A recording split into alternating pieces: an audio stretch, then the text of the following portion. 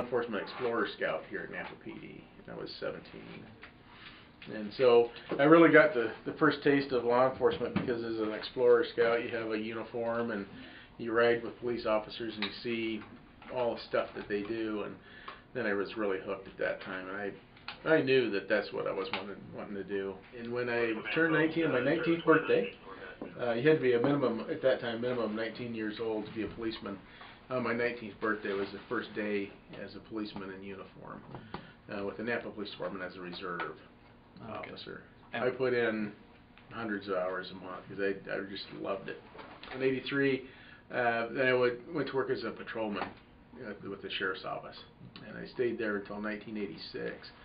I achieved the rank of sergeant at the sheriff's office, and when I left, there was reorganization when Sheriff Anderson took over, and there was reorganization, and I went down to patrolman, and he told me, this is something I'll never forget, he said, son, you're doing a fine job, but you're too young to be a sergeant. And I thought, well, that's kind of a rotten deal. But, you know, looking back at it, I was a really young guy to be a sergeant. And so I worked my way back up to corporal at the sheriff's office, and then I left and came here to Napa PD. I worked my way up through the ranks. I was my best years was working traffic. I was a motorcycle officer for about 13 years. And those were the funnest times, riding police motors. That was high times. And I was eventually made the sergeant of the traffic unit. And then I became a lieutenant of policy and planning. That was my first taste of administration way back when. And was made when Chief Creech died in a plane crash, and then Chief Homer became the chief. Then he made me a deputy chief. And I think probably one of the funnest stories that I have is when I was a patrolman. I was at the intersection of Yale and Davis, and we got a call of a armed robbery in progress at Pizza Hut, like 2 blocks away.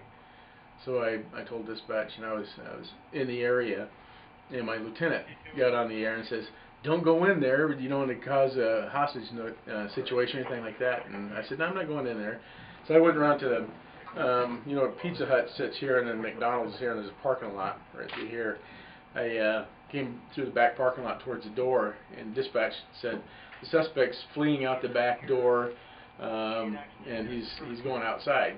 That was right there. So he started running across the street, and at that time, we're just past Les Schwab Tires was a big thicket. That was way before you guys' time, I think. And there's that old house there, but it was really heavily wooded, and the armed robber was dropping evidence as he was running. He's dropping duct tape and weapons and stuff, and as he was running away from me, I was still in my car, and I've never been much of a runner. As you can tell, I'm 5'4", 215 pounds, so I'm not a runner, so I just chased him in my car, and he started getting closer and closer to that heavily wooded area, and I didn't want him to get in there because that would have been a real safety issue if he got in there to dig him out of there. So I used my car to apprehend him, and so I came up behind him, and he was right at the parking lot of Les Schwab Tires, and I came up behind him, and I tried to hit him, and I missed. I didn't want to hit him too hard and hurt him. I wanted to knock him down, so I missed the first time, and then I sped back up and hit him the second time, and then I just remember his face against my windshield. And so I slammed on the brakes, and he tumbled off. He was fine. He didn't get hurt, but he gave up. And that was one of the more exciting things that I've been involved in. That was a good catch. I mean, it's not very often you're like a block away from an armed robbery. And this guy came with duct tape and weapons and everything. So he was raring to go for it. When I decided about a year ago that 2011, October 2011 was going to be my last time, I was kind of excited about it, to be honest with you. I thought, at that time I was 29 years into it, and I thought, oh, it's time to go. I got to tell you, guys, I got 12 some odd working days left, and it's really bitter, because this is the only thing I've ever done. I worked in a lumber mill in high school, turned enough money to buy cars. This is the only real job I've ever had, and I tease people. I say, well, I don't have any other marketable skills.